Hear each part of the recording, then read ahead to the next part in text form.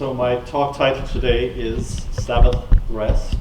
I'm going to start us off with a line of scripture.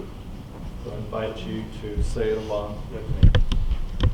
Thus the heavens and the earth were finished, and all their multitude. And on the seventh day God finished the work that he had done, and he rested on the seventh day. So God blessed the seventh day and made it holy.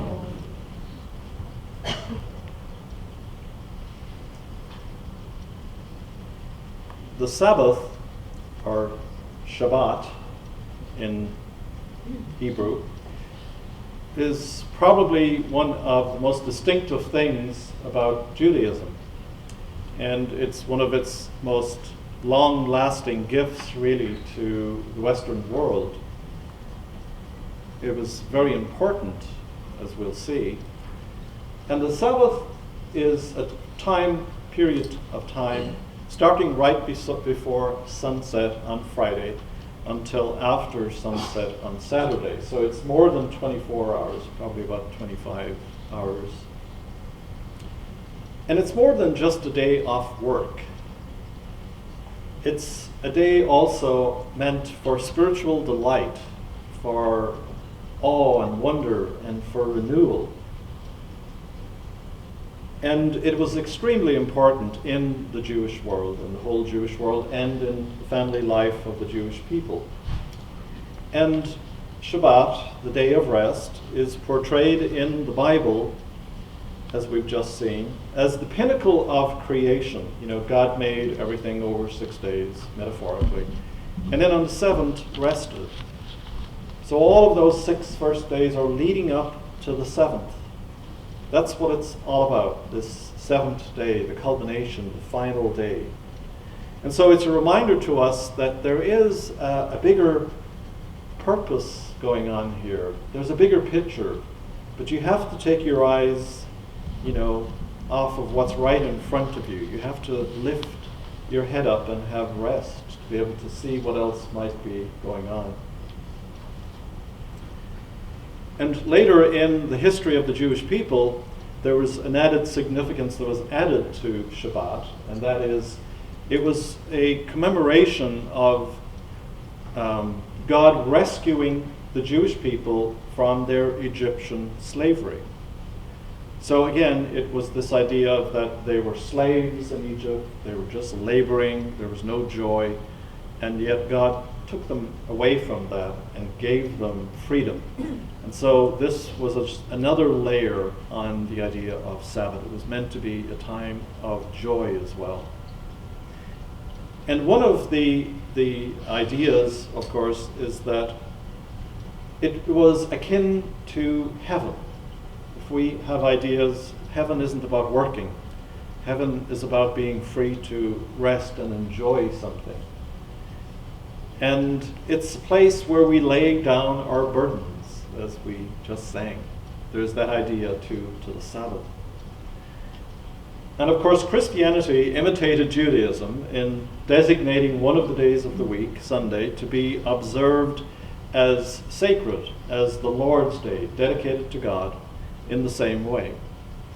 And this practically was very influential and very important, because if you go back to feudal times, when people were serfs, they were owned by, the people living in the castle, and they just worked their lives. That's all they did, except on the Sabbath.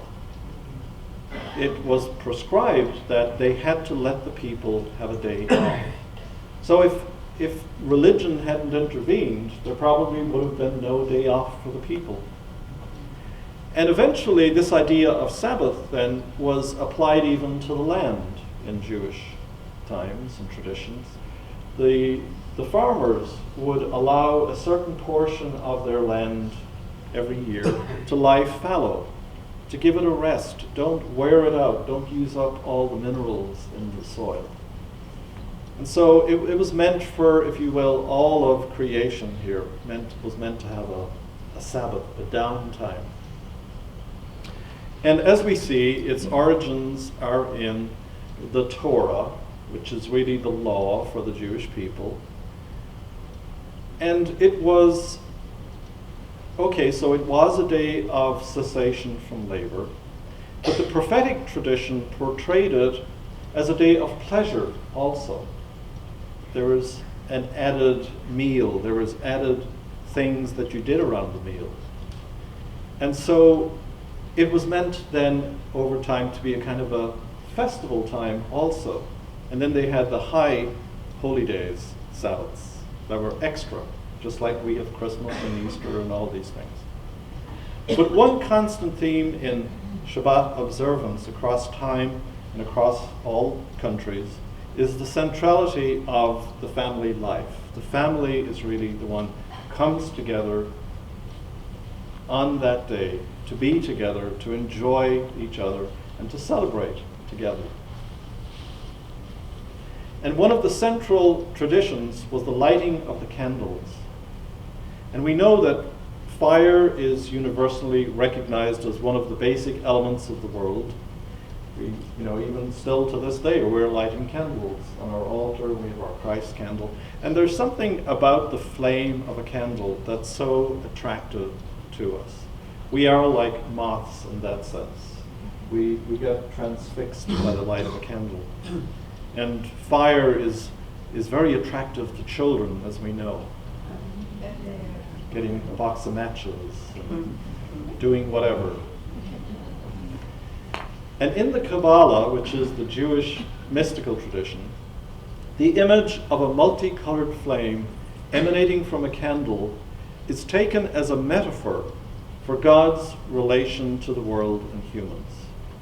The flame is a single entity, yet it appears to be undergoing constant change.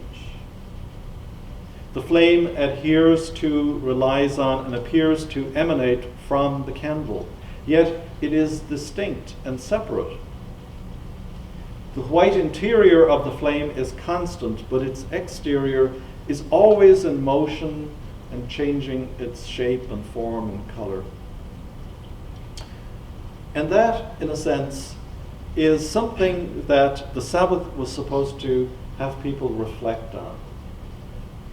What's your life doing right now? What are you doing? Where are you?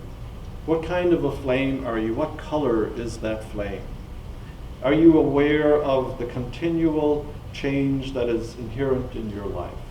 And so on the Sabbath, those were the type of things that you were meant to reflect on. Heschel, who's a very famous rabbi in the Jewish tradition, wrote, "He who wants to enter the holiness of the Sabbath day must first lay down the profanity of clattering commerce, of being yoked to toil. He must go away from the screech of dissonant days, from the nervousness and fury of acquisitiveness, and the betrayal in embezzling his own life." What a great line. The betrayal of embezzling one's own life. Embezzling is where you're stealing. You're stealing from yourself. He must say farewell to manual work and learn to understand that the world has already been created and will survive without the help of men. The environmentalists keep telling us that the earth will be fine, we will be the ones who will not be here, and the cockroaches still will. 6 days a week, we wrestle with the world, wringing profit from the earth. On the Sabbath, we especially care for the seed of eternity planted in the soul. We turn inward to our souls. The world has our hands, but our soul belongs to someone else. And on the seventh day, we especially acknowledge that someone. 6 days a week, we seek to dominate the world. On the seventh day, we try to dominate the self.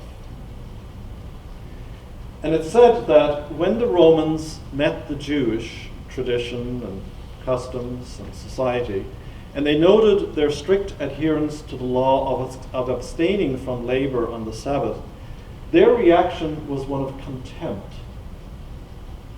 The Sabbath, to the Romans was a sign of Jewish indolence.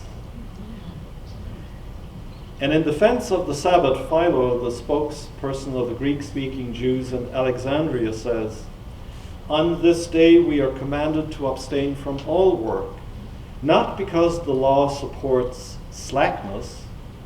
Its object is rather to give us relaxation from continuous and unending toil, and by refreshing our bodies with a regularly calculated system of remissions to send us out renewed into our activities. For a breathing spell enables not merely ordinary people, but athletes also, to collect their strength with a stronger force behind them to undertake promptly and patiently each of the tasks set before them." Now, this is a very different approach. Here, the Sabbath is represented not in the spirit of the Bible, but in the spirit of Aristotle. And according to this view, we need relaxation because we cannot work continuously. Relaxation, then, is not an end. It is for the sake of more activity, for the sake of regaining strength for future efforts to come. To the biblical mind, however, labor is the means towards an end, and the Sabbath, as a day of rest, as a day of abstaining from toil, is not for the purpose of recovering one's strength and becoming more fit for more labor. The Sabbath is a day for the sake of life itself. Man is not a beast of burden, and the Sabbath is not for the purpose of enhancing the efficiency of his work. The Sabbath is the end of creation of heaven and earth. And this we're meant to celebrate on the Sabbath. And so he says the Sabbath is not for the sake of the weekdays. The weekdays are for the sake of the Sabbath. It's not an interlude in living, it's the climax. So a very different approach to the Sabbath. We're not resting up so that we can get back in working tomorrow. And then there are 3 acts of God which are designated on the seventh day. He rested, he blessed, and he made holy the seventh day. So here we have, to the prohibition of labor is added the blessing and the delight and the accent on sanctity and holiness. And he says, not only the hands of man celebrate the day, the tongue and the soul keep the Sabbath. One does not talk in the same manner in which one talks on weekdays on the Sabbath. Even thinking of business or labor should be avoided at all costs. Labor is a craft, but perfect rest is an art. It is the result of an accord of the mind, body, and spirit, of head, heart, and gut. And the seventh day is a palace in time which we build. It is made of soul, of joy and reticence. It's an atmosphere. It is a reminder of our nearness to eternity, if we would but take the time to notice. Now, I don't know about you, but when I was growing up in Ireland, Sundays had a very different feel to them. Probably before the 50s in this country. You just knew, you'd wake up and there was this different energy, and you go to town, all the shops were closed, even the pubs were closed, they had limited opening hours, and everybody was going to church, and everybody was in this very centered place, focused. And then for the rest of the day, you sort of relaxed. You didn't have all these things to do. And so as I was writing this, I was reflecting on how all that has changed so much. And some of the lines that you've just heard. The flame of the candle is a single entity, yet it appears to be undergoing constant change. We're not going to notice that. We're not going to notice what kind of a flame we are unless we have time to pause in the day and in the week. Get away from the betrayal in embezzling your own life. If you're so busy with busyness and toil and work, you're stealing from yourself. You're stealing a quality of life that you're not experiencing. On the Sabbath, we especially care for the seed of eternity planted in the soul. You know, a seed is meant to blossom, it's meant to grow, it's meant to have a flower, it's meant to have fruit. What is the seed that each one of us is? What is it gestating towards? What is it evolving toward? What is the fruit? What's the flower? And again, where are we in all of that? Do we even know? The world has our hands, but our soul belongs to someone else. You know, do we have a sense of being in relationship with something greater than ourselves? Is there the sense of something, someone greater than us? And who or what is that? What's our relationship to that? Do we take enough time to think about that and to remember? The Sabbath is not for the sake of regaining strength for future efforts to come. And this came up for me in terms of my Sabbath, my sabbatical time.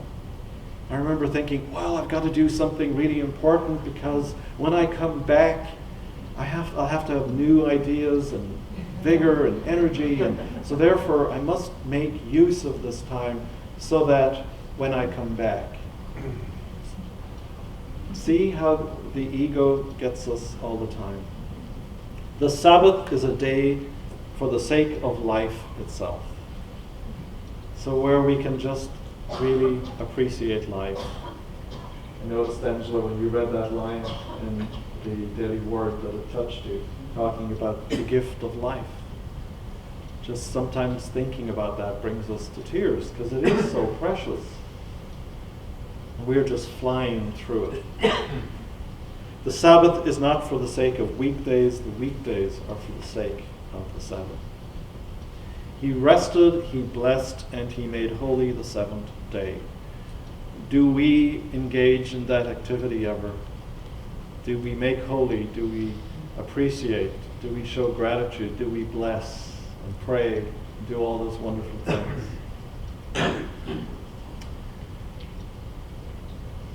And in a sense, I probably ran into every single one of these ideas as I was thinking about my Sabbath. I remember going from the excitement of, oh, great, I have 3 months of a Sabbath, to, oh my God, I have 3 months of a Sabbath. What am I going to do? So it went from this great joy to this burden. And then letting go of the idea, it's like you have to trust, you have to just let it unfold, things will show up, and they have. And especially that idea of having to do something valuable so that my labor would be better when I come back. Really have to let go of that one. But as I say, it really has made me wonder about something that I think we've lost as a society and as spiritual centers and churches. The whole idea of a Sabbath. That we don't carve out this sacred time for ourselves. Other than, we come to church and then we head off and do all these other things. Or we just spend the Sabbath catching up. We're doing all the work that we didn't get to in the past week, or we're planning and preparing for the week ahead. Or you spend the day watching TV, watching football, watching baseball, watching whatever. Or people are running here and there Sunday morning with all of their kids and grandkids for all of these soccer games and whatever. We've allowed ourselves to be embezzled, We've given up something without really saying we wanted to give it up. I think it's just been gradually eroded and taken from us. So I would ask, as I start my Sabbath this morning, all of us to consider the ancient wisdom really that is inherent in the idea of a Sabbath each week. To think about how it's beneficial to our lives and to the quality of our lives and to the appreciation of our lives. It doesn't have to be Sunday, but it could be any day of the week that you designate as time out for yourself. I think there is that sense in the secular world of taking a vacation time. It's a similar idea. But for us, I think it should be the idea of really connecting with someone, something that is greater than ourselves, so that our life benefits from that and other people benefit from it. So we're considering taking time apart for the soul, time away from the busyness. And I'm sure that that activity will really reap many rewards for all of us. So during my sabbatical time, I encourage you to pray for me.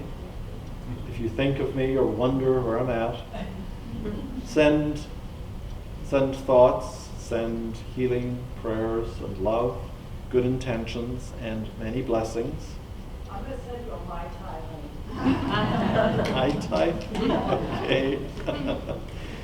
And I most certainly will think of you too. I know that we say all the time that there is only one presence.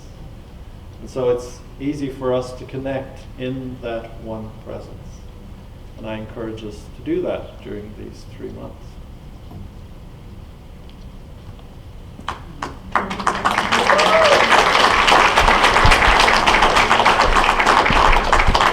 And I just want to acknowledge the beautiful gift that I got from Catherine this morning. This is a beautiful, what do you call it? Esprit Étoile. Esprit Étoile. Esprit Étoile. Star. Spirit scarf. Spirit scarf. And it's got 2 sides to it. And I'm going to be taking this with me. Thank God it's light. And if you remember, you may have seen in the bulletin that the Board of Trustees decided they wanted to go with me. So they have this little cutout flat man, who we're calling the Bot Man, and Catherine made a stole for him. And I think as I travel, if I pick up mementos, I'm going to add them to this. And so when I Gave come him back, a sewing kit to. she gave me a little Yes. sewing kit. So you'll get to see this again down the road. So thank you very much.